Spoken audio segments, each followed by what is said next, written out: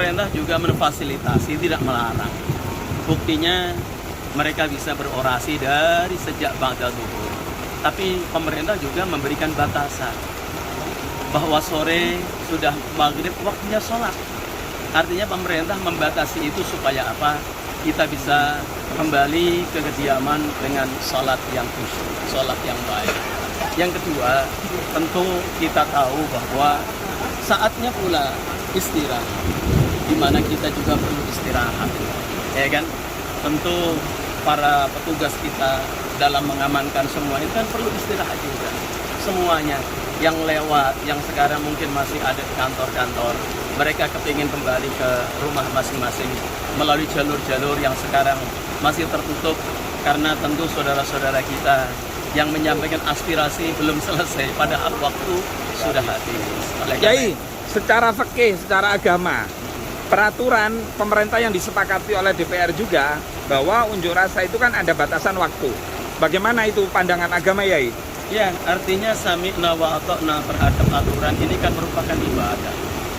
Artinya terlepas mereka memandang pemerintahan yang ada ini, tapi yang jelas di dalam hukum bahwa kita ati Allah wa ati Rasul wa ulil amri mesti harus dipatuhi. Aturan Allah dipatuhi, aturan negara juga diatuhi. Insya Allah berkah. Ya, insya Allah berkah.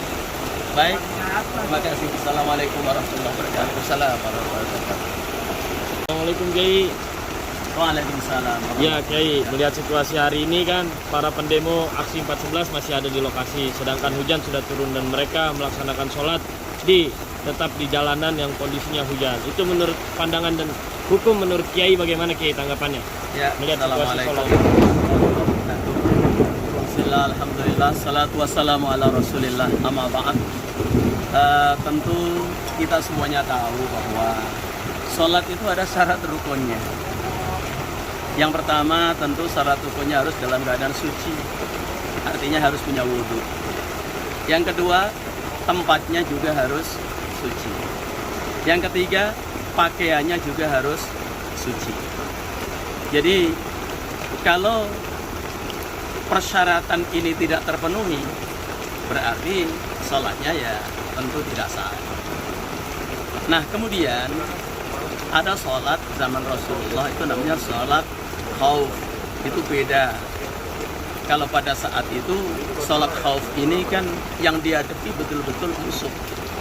Nah, sekarang ini yang dihadapin apa? Ya kan? Kalau yang dihadapin itu adalah katakanlah sekarang ini mereka berharap untuk menyampaikan aspirasi. Kan banyak cara untuk menyampaikan aspirasi, tidak harus mesti memaksakan diri sholat di tempat yang basah-basah, yang becek-becek.